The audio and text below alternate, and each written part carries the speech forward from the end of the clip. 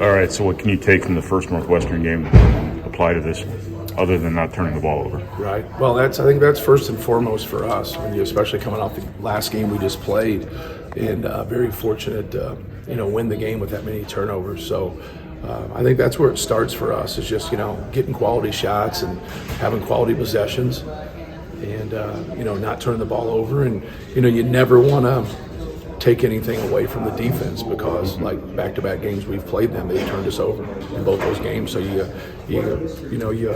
from your perspective, you put it on yourself and say take care of the basketball, but you also got to give credit to Northwestern and their defense. Bowie's gonna obviously be a focal point from a defensive perspective. You've seen enough of him now to know him pretty well.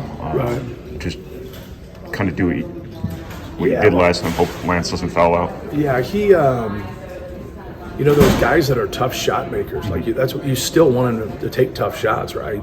You don't want him to get to the free throw line. You don't want layups. You don't want rhythm shots.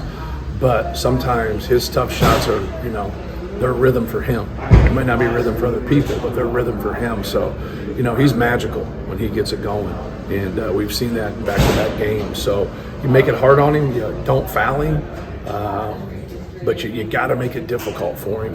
If he just gets into a rhythm and he can get to his sweet spots for his floaters and his threes, and you're fouling him and he's getting 10 free throws, it's going to be a long night for you, which has been a long night for us the last two times we played. How does he make everybody else around him better? They seem to have the right pieces last year and then again this year with a shot maker, present side. Well, he's got shot makers with him, and then he's got guys that have just grown. Like Barnheiser's really developed into a great Big Ten player. Very interchangeable, can go inside, outside, rebounds, passes, knows how to play. Their backcourt gets 70 points, against us. So it just wasn't him, even though he had 30 points. With the other two guys getting 20 points apiece, and both of those guys have been fabulous. So Boo Buie is no doubt like the leader of that group. But the guys I just mentioned are really, really good players in this league. And, now like Matthew Nicholson has really played well here last 2-3 weeks. He had a hiccup in one game, but for the most part, he's been really good. If they took him out of the lineup and then put him back in. So they got a good team. They got a team that can play on both ends. They can make shots. They can disrupt you. So it's going to be a tough game. Bob Cousy award list came out, top 10. No Braden Smith. Kind of seems to be a common occurrence. Yeah, it was like the Indiana high school sectional. I think they just drew it out of a hat. So he didn't draw his name out of a hat. Yeah, it doesn't make much sense. I mean, I would think that anybody that has a committee that's going to do something, you sit down and you go through stats, you go through, just everything that's happened. It's back-to-back years. Look at his head-to-head with a couple guys that are on there. Not to say that they shouldn't be on there, because they're all good players. There's nobody on that list that doesn't deserve to be on that list, right? It's like a Coach of the Year or the Player of the Year award. There's more than one person that can be a Coach of the Year or the Player of the Year that's deserving. Doesn't mean one guy's not more deserving than the other. But if you go look at his numbers and how efficient he's been and how he's played and what his team's done, his team has the #1 toughest schedule in the country. And so, like, when you beat the people that we have been able to beat, and then you look at that, and then you look at his numbers, it doesn't make any sense how he's not on there. But I saw one year when Caleb Swanigan was the best big man in the country, but yet he didn't get the Karl Malone award, and I was just blown away.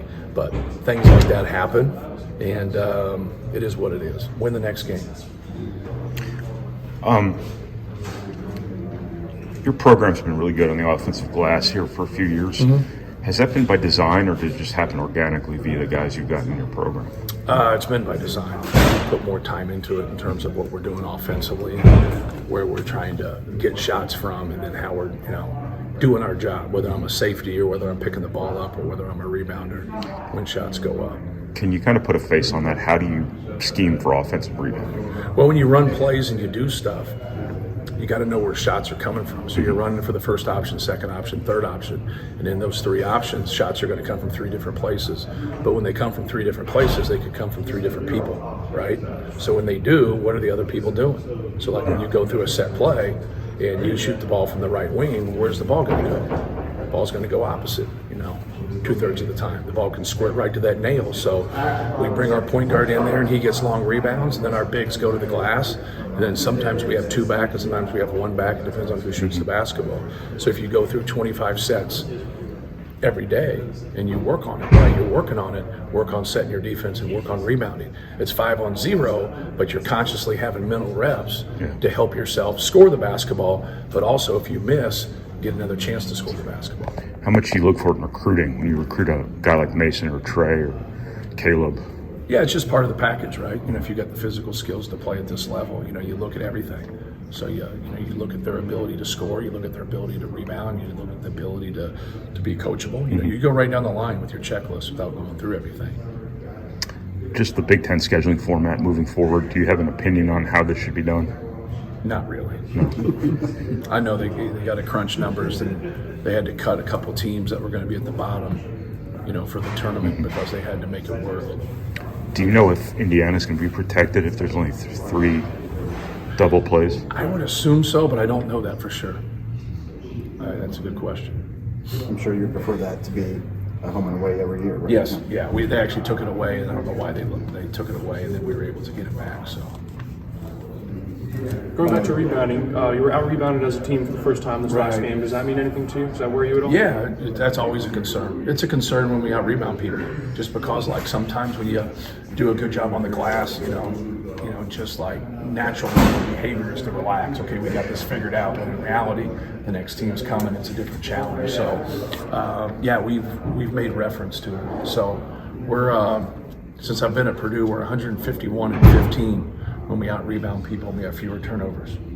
So we are 6 and 48 when we have fewer rebounds and more turnovers, and that's what we had against Rutgers. So that's one of the 6 wins. So that was an outlier, the fact that we won that game.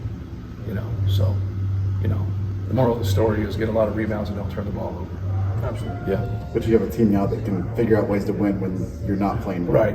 Right. Yeah, you gotta when you have those 2 things go your way, like other things can happen, you can still win, right? But when you don't, you gotta, we got to the free throw line more than them. We led the whole game. However you want to look at it, there's always some variables in there that's gonna help you. Some people have taken note of your wardrobe lately, last 2 games. Has that been a decision, or you brought the suit out a few times? Yeah, it was coaches versus cancer, suits and sneakers. Right. So you have to wear. Yeah, that's what's. It's kind of crazy. It's called suits and sneakers, and then some coaches in the country they don't wear their suit. So the Rutgers game. It's just also. sneakers for them. Yes. Yeah. So both games last week are suits and sneakers. So that's. When did you make the active decision as a coach? Because you used to wear suits a lot when you were younger. Right. The When we transition. went to COVID, and then that's when, when we talked on there, it's not a rule that you have to wear a suit, and so we just kind of talked as coaches to say that, hey, let's, the conference office be okay if we didn't wear suits, if that's what we wanted to do. Some people wear suits still, but I like being comfortable. So I think Coach Katie just like throwing a jacket in the crowd. So. yeah, you can't throw your pullover, right? Well, you could.